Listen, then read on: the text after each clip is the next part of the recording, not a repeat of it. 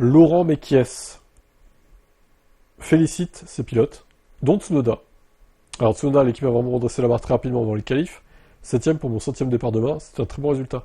J'ai l'impression que c'était hier que j'ai disputé ma première course à Bahreïn et que ces 5 dernières années ont filé à toute vitesse. L'environnement de la fin peut être difficile.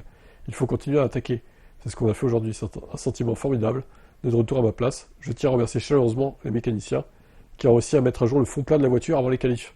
Cette mise à jour m'a permis d'attaquer à fond et de piloter beaucoup plus près de la limite qu'auparavant. Et voilà. Alors j'espère que là, les Pro Max vont fermer leur gueule un petit peu. Parce que le pauvre Tsunoda, il n'avait pas les mêmes évos. Là, c'est confirmé. Là, c'est confirmé. Donc fermez-la maintenant.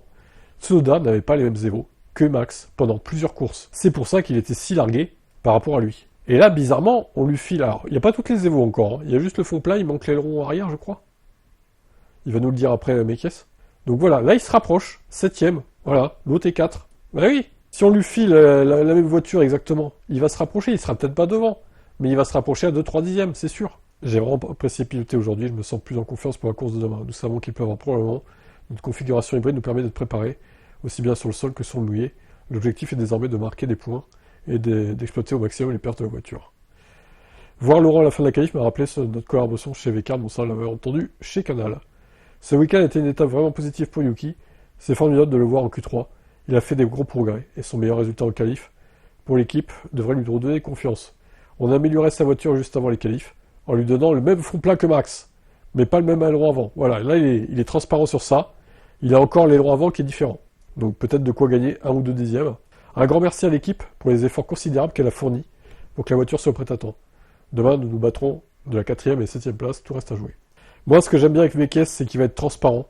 Il va chercher à traiter les pilotes à égalité, sans avantager énormément Max, comme le faisait l'autre Horner, là. Parce que Horner, vraiment, lui, à le croire, il gérait vraiment Verstappen Racing, en fait. Hein. Et ils ont bien fait de le virer, honnêtement, parce que je pense que Mekies, il va être plus transparent sur ce qui se passe chez Red Bull. En plus, il est français, donc Canal, ils vont bien pouvoir l'interroger, là. Bien lui poser des questions qu'il ne pouvait pas faire avant. Et ça, c'est bien. Ça va redorer l'image de Red Bull aussi. Donc, c'est un bon choix de la part du board autrichien de l'avoir viré, le Horner toxique. Maintenant, il faut se débarrasser de Marco. Et, un terme Verstappen aussi. Et Red Bull redeviendra une équipe respectable. Voilà. Voilà, mais franchement, je tiens à le dire. Hein. Je le dirai quand Red Bull redeviendra une équipe respectable.